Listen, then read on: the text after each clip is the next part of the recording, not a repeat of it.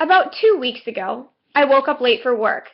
I was in such a rush. I was looking all over the house for something to wear. I had a huge presentation due that morning at work, in front of a ton of people. I wasn't very confident with my speaking abilities, or with all the research I had done. I went into my bathroom. My hair was a complete disaster. I thought about my lack of confidence, and how I was actually going to get through this presentation. But to my surprise, I was able to hold it together, and I think I did fairly well.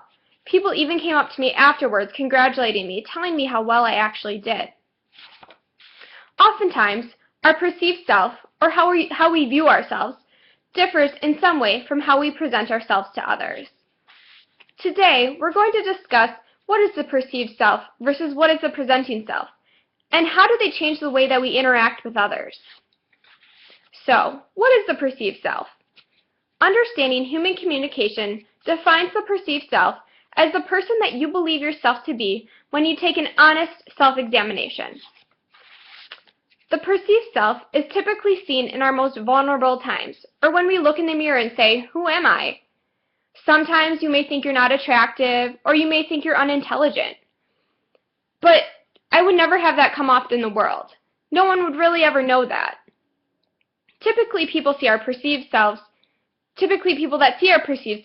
are people like our parents, our children, our significant other, and sometimes maybe even our friends. So, what is the presenting self? Understanding human communication defines the presenting self as a public image or the way that we want to appear to others.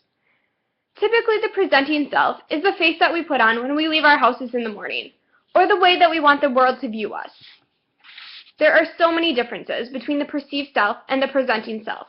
For example, I'm a huge worrier, and I could go out and worry about everything and show that, but I don't. I act like I don't care when I go out into public and things like that, and maybe something deep down is really bothering me, but no one would ever know. A lot of people worry about money. For example, maybe someone's super concerned about money, but they go out and they spend money just to show others that they have something, to make themselves look better. So why do we change how we present ourselves in different situations? For example, when I go into work and talk to my coworkers, they're basically like my friends. I talk to them about my weekend, maybe some stories that I have, or problems that are going on in my life. But when I talk to my boss or my manager, I go in with some professionalism. I don't tell them that I was out until bar time last night and I had a little bit too much to drink and that I came in late to work this morning. That probably just wouldn't fly. With our children, sometimes we put on a presenting self. We want to be role models to them, and we want to show them how they should act or what we want them to be like. This can have an effect as well on their presenting self. But oftentimes, our frustrations come through, and they see who we really are anyways. Our significant other is probably one of the people that sees our perceived self the most. They see our hopes, our dreams, what we want to do with our future, our worries, our fears, etc. Social approval is a huge part of how we present ourselves. And in many ways, we try to alter our perceived self. For example, a lot of people go to therapists or counselors to try to work on problems that they may have, from childhood or growing up. Some people have anger issues, some people have anxiety, and they try to work through that to gain some more confidence in their daily lives. There are millions of self-help books out there, and people probably make a ton of money off writing these things. But how much of that is actually valuable? People buy self-help books to make themselves better, but is that actually who they are? In the book Charisma, it talks about being yourself, but goes on to tell people how to increase their charisma.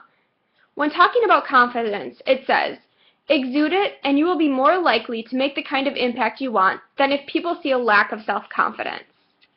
This book tells us how to be, but then it goes on to tell us how we should be if we want to appear more charismatic.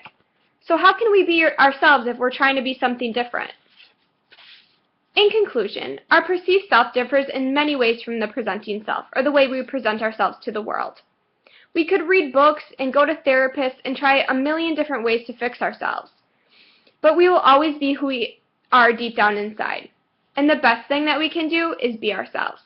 Thank you.